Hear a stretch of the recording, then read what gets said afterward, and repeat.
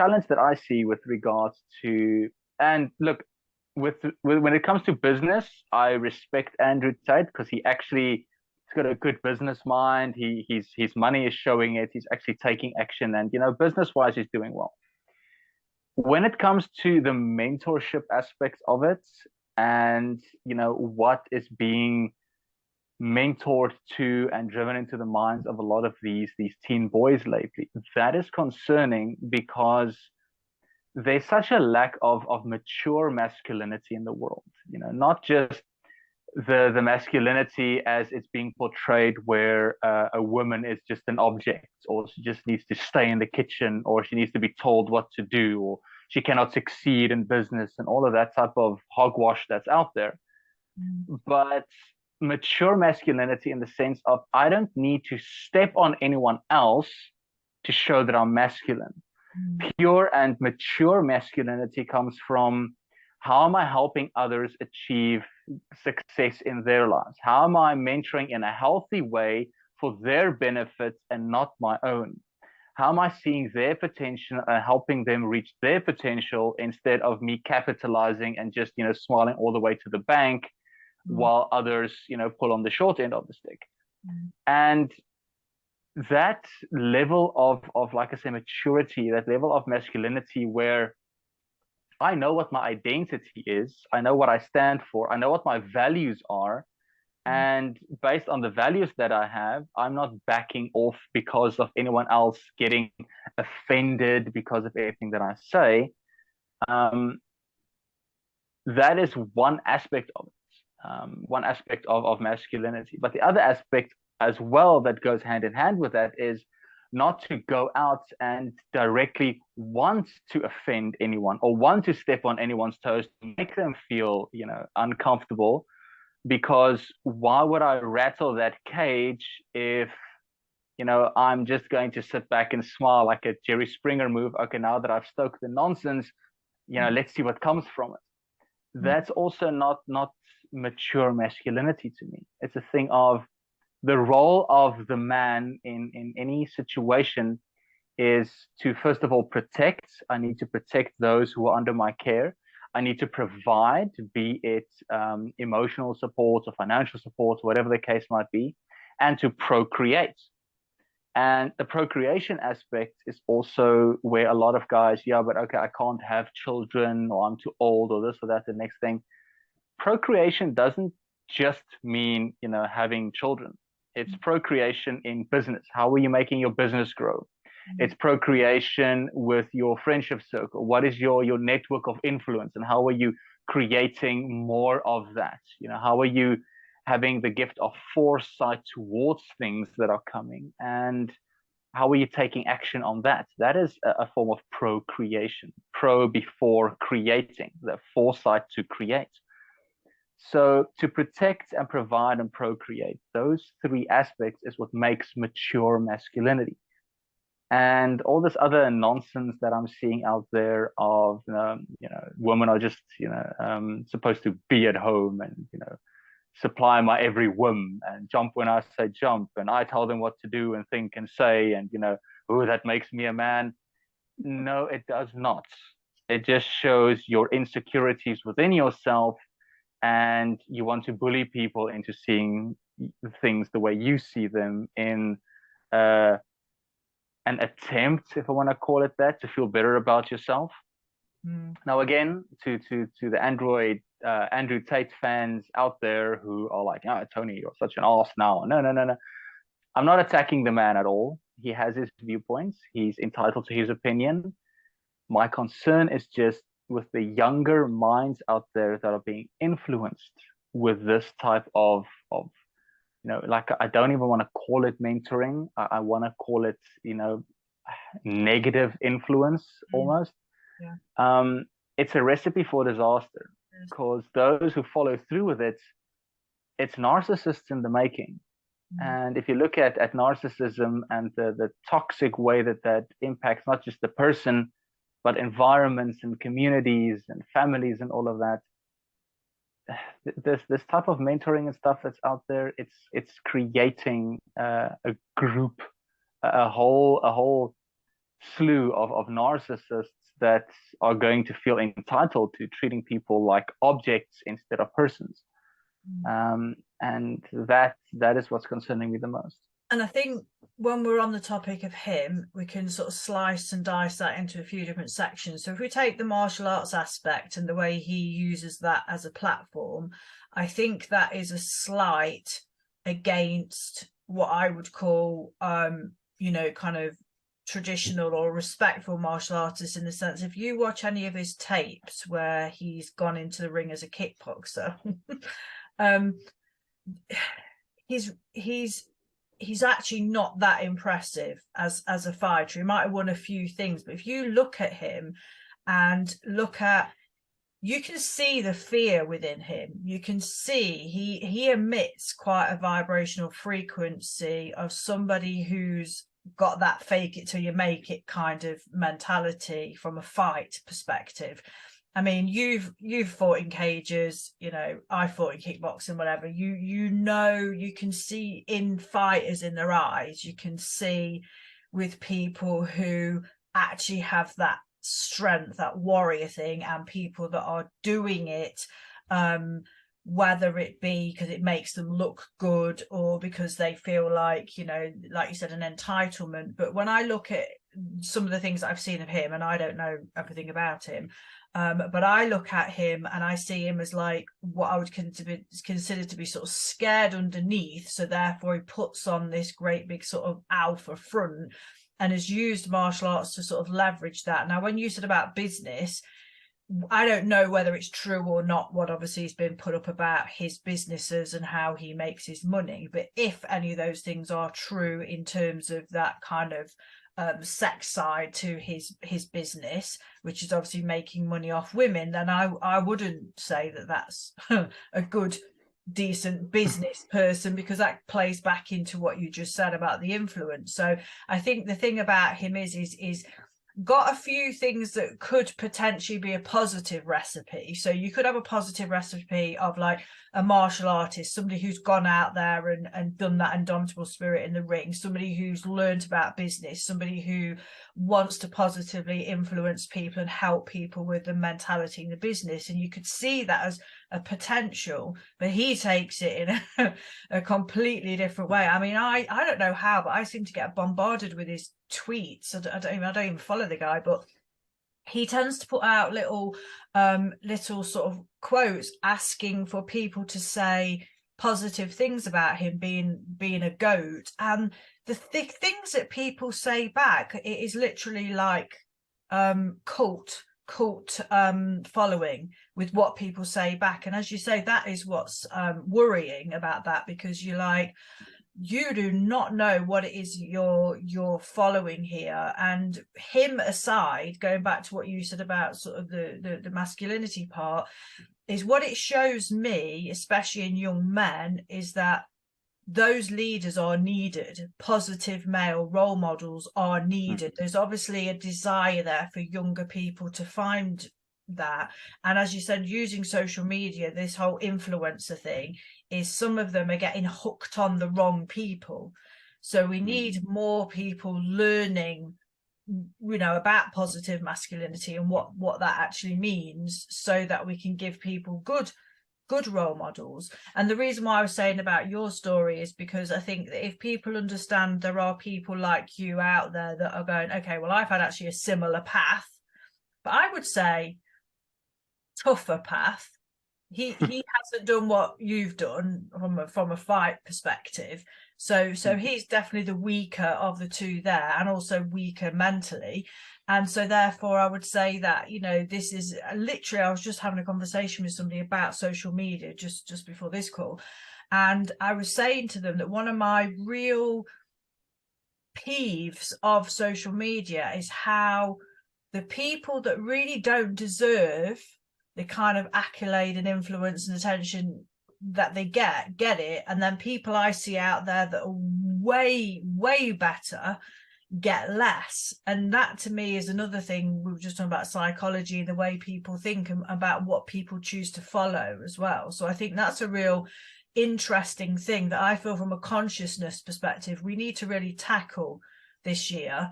And I was saying to them that I wasn't sure if it was because those people more on that side don't really spend a lot of time being consumed with being an influencer because they're out there on their missions doing the work. The people on the other side are probably investing more time into that, so they get more elevated status. So it's like, you know, do you meet fire with fire? Do you try and put that fire out? Do you try and rise this in another way? So I think that's something from a narrative for 2023 that we ought to be looking at, because I think that we can't stand by any longer and just keep watching this. It's something. That's what I meant when I initially said that, you know, I respect Tate's business ethic in that regard. I mean, he's putting the content out there, he's recording his online courses, he's doing all of those things. So with regards to that, there is a definite business ethic that goes with it. But when it's to the other methods that he is using to make money, whether it's true or not, we don't really know. It's all speculation, so I can't really comment on any of that. Is the case, then there's definitely a gap in regard with business. But the respectful aspect comes in where he's diligent. He does the he puts on there. Again, I'm guilty of this as well. We're not online as much as we should. We're not pushing the content as we should. So yes, we can sit back and judge and condemn all we want with, I know the youth out there and the youngsters out there and the next generation needs better content, need guidance. But it's a double-edged sword, because of those of us who have the knowledge, have the awakened mindset, if you want to call it that, have the correct way of dealing with these dilemmas and these challenges that are coming up, and we are not taking action to put the content out there to guide them to the more accurate, the more helpful mindset, then we are just as guilty of this. So this is a wake-up call for me personally, and for anyone else out there who is in a position of leadership and influence, to, you know, take the action, you know, put the stuff out there and see what positive influence you can actually make for the people out. There's also two parts of that. One, I would say, is if you are working on the mission and the cause each day, so like you're in a different location right now because you're delivering training, I think there is a mindfulness there that of, okay, this is. Oh no. Hello? There we go. Sorry, the signal dropped. Okay, continue. So all I was going to say is I think there's a thing there, that there's a mindfulness that when you're in the moment and you're working on those things, that you are 100% on it. So you're not thinking about, oh, is this a camera opportunity sort of thing. So there's that.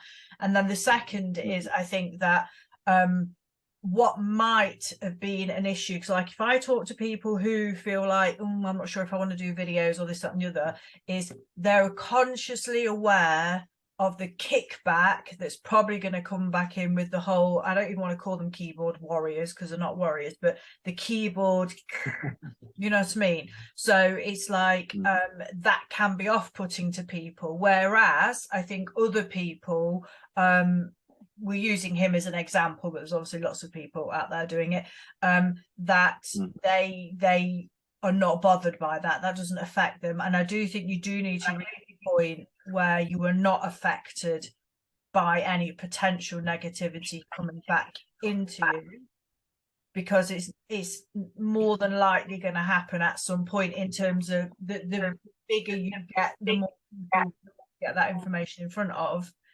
You are going to get some naysayers, you are going to get some critiques. I mean, the thing I see the most in terms of some things I post on like veganism, for example, is the laughter. People find that laughing at murdered animals is funny, so that's the most reaction we'll get to that sort of thing. And then you'll get other topics, we'll get other, you know what I mean? So you have to kind of get yourself, I don't want to say hardened, but kind of, you got to get yourself thickened to the fact that you know, if you step out on a leadership perspective and talk about topics that you're passionate about and you're here to do something about, there's probably going to be a backlash from somebody somewhere, and you're going to have to, you know, ride that out.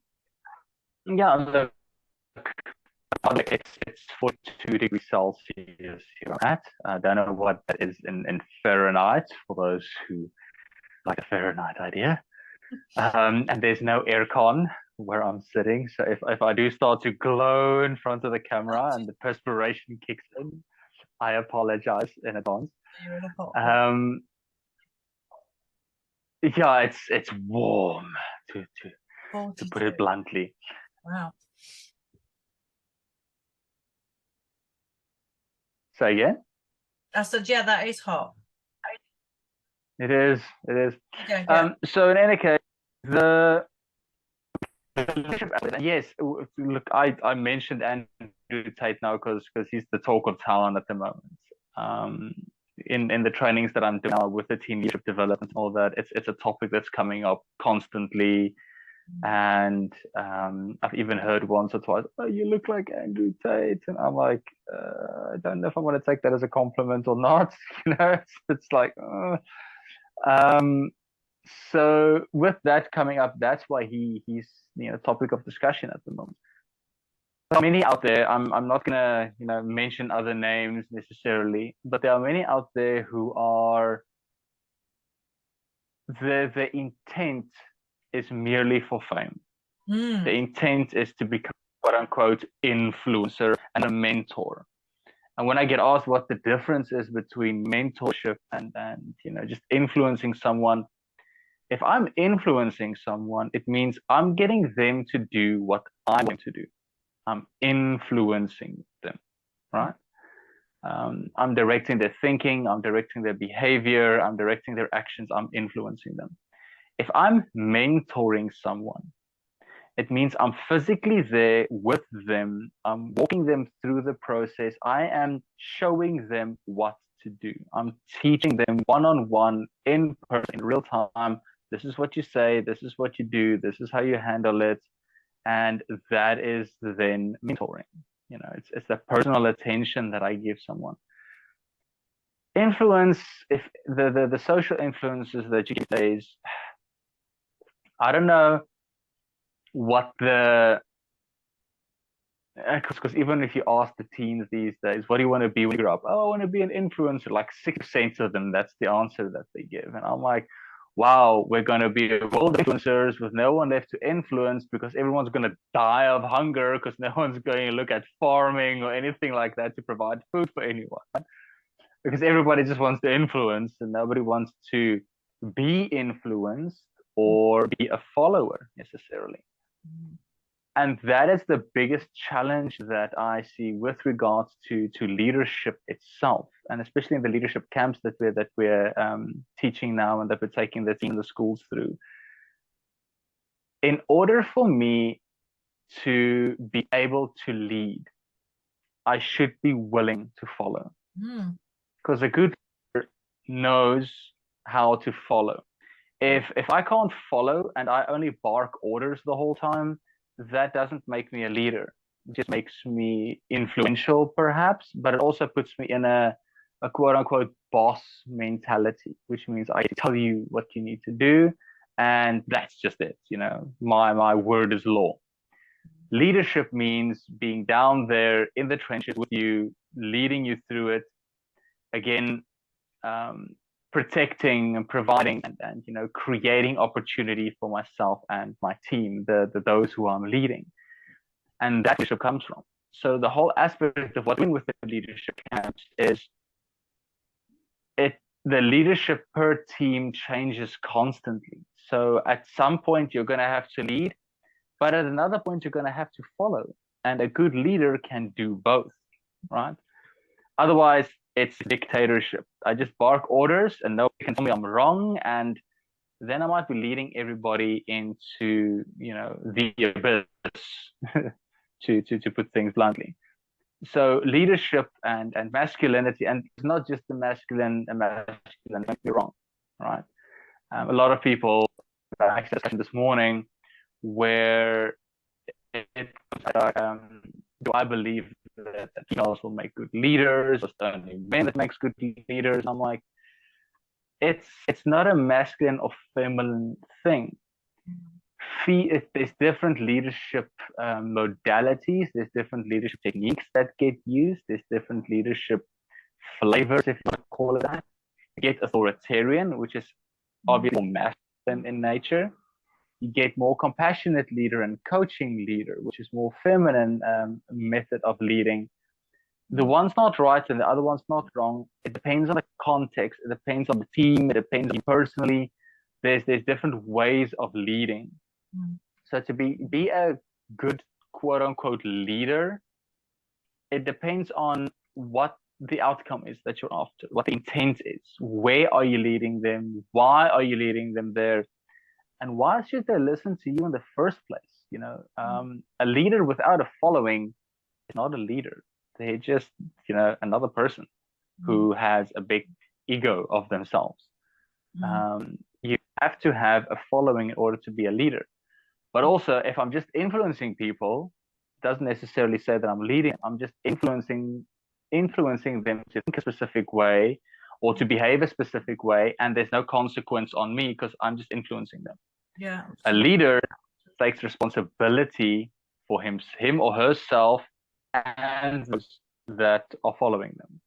That is what true leadership is. It's the concept of responsibility. And if you look at some of these influencers, where's the responsibility? They have these cult-like followings where people do and say things and take actions that cannot be undone. And then afterwards, the influencer simply states, "Oh, but that's not how I meant it," and that's not the direction that I suggest that them go into, or the actions that they take. There's no accountability and responsibility, and that's not leadership. So I just think there needs to be a fine line between leadership and influence, and the difference between the two, especially with regards to social media. And I just want to briefly bring in the female component to that, because obviously we've touched on the male part. But I saw, for example, the other day, a woman who has a very masculine approach to business, and she actually quoted somebody who I saw the owner of the quote on LinkedIn from his book. I won't name names, but from his book, he quoted something out of his book, right? And people commented. The woman lifted his quote, put it on her Facebook page, but omitted to put the author's name. So on her quote thing on Facebook, it looked like she'd written it. She took the praise of that quote, and everyone going, "Oh my God, you're so right, you're so right." But actually, the quote was if you didn't understand the context of it, it was actually quite insulting, because basically the guy was saying, don't work with poor people. You only want to work with rich people. You only want to pay with want to work with as richest people as possible because they'll pay you. Don't bother with all of everybody else because everybody else is broke. So she was kind of commenting it like from trying to put herself in the same sort of positioning as him, to say, that's my philosophy. I don't work with broke people and this and that and the other. So it got a lot of support. Now, for both of them, what I thought was really interesting is there was a blatant just acceptance of a statement without any context, debate, or anything. It was just like, this person said, just work with rich people. And then everybody's going, yeah, everybody else. And then they're slating everybody else who's not coming under that banner. And then secondly, on her thing, another woman commented and said, yeah, I find this often as with women don't talk about the money, women don't talk about working at that level. Women are only interested in impact, they don't want to talk about money. And I thought, oh, this is quite fascinating, because first of all, it was a guy that wrote the statement, and he's built billion-dollar companies. And, you know, that's obviously his take on it. But the interesting thing with the commenting was it had a very masculine edge to it, regardless if it was a man or a woman stating it. But so for me, like, if you look at what you just said about leadership, actually, I understand the point. Okay, if you pitch a 50K program to somebody who's got $1 million in the bank, they can afford it. I get that. But what about all the other people that are wanting to make X dollars per year to survive, to do work that's helping people, healers, whatever it might be? And you've just wiped out a huge chunk of the populace to say, well, you're not worthy of me because you can't afford me. But just the way everybody was answering in both the threads, I found it quite concerning that I just thought, wow, everybody was agreeing with the comment no matter what. Then they were all kind of getting on there slating everybody, and then the female thing came into it and going, yeah, we don't want to follow all these women because women just want to talk about impact and nice things. And I thought that was really interesting that women were attacking women in that way. So this is why I was saying that we might have started the conversation talking about, you know, positive and negative and toxic kind of masculinity, but the feminine plays into this in terms of there's a lot of women that are trying to act like men in that sort of masculine way. And then there's, you know, we've got everybody on all these different sides of it. But then when you observe it, you're like, well, hey, hang on a minute, you know, room for all of that. There is room for compassion. There is room for having a higher level service for people that might want a bit more of your personal time and can afford it. You know, there's different ways you can act from a conscious business perspective, look after everybody. But a lot of people are unwilling because they were just wanting to go for the mindset of money, money, money. That's the most important, you know, kind of metric. It's the same concept when you look at being a conscious communicator. Neurolinguistic programming and that comes in, where I think it was Stephen Covey or Dale Carnegie, seek first to understand, then to be understood. That's conscious communication, for example. It's a mindset shift that you go through. Simultaneously, if you look at NLP, the concept is, as a effective communicator, the meaning of the communication is the response I get. Regardless of my intent, it depends on how it was brought over. And this is the same thing now. If I'm an effective business strategist or a coach or a service provider or a businessman or whatever, then if I only cater for a specific market, then that is my market and I should focus on that market, and that's your specific niche. But an effective business person would cater for a wider market and be flexible in his or her approach in order to provide more service to a broader market, because everybody deserves, you know, an opportunity to make their idea of success a reality. And like the flexible communicator, which makes an effective communicator, the same thing applies in business. Exactly. So I get, and I've burnt my fingers many a times working with business partners and other companies where it's big promises, and then when it comes to paying the bills, it's this excuse and that excuse. And I get that, you know. Trust me, it's not a nice experience, because then you're left to plug holes with, you know, where and how you can. Yeah. It's not business. Simultaneously, people who do that, it says more about their mindsets and behavior than it does about yours. You know, your behavior speaks about you and what your intentions are, and theirs speaks about theirs. Don't hope in the sense of don't judge everybody based on past experiences that you've had, because then you're going to end up on people who didn't cut you. You can put that for in. Simultaneously, learn from past mistakes, and come up with solutions on how to minimize mistakes, still being true to your mindset and your approach of people. And I want to be flexible in my approach in order to help more people, while simultaneously safeguarding myself against the ones who want to take advantage of my good-hearted, compassionate nature. So that's the aspect and the advice that I can put there. And that's where the Quantum Dojo, for example, where you are working specifically with conscious-minded business individuals in order to create that, not just a safety net, but a whole network and support in order to make it, financially viable to live your passion in that way. And that's, that's respectful and admirable with the work that you do.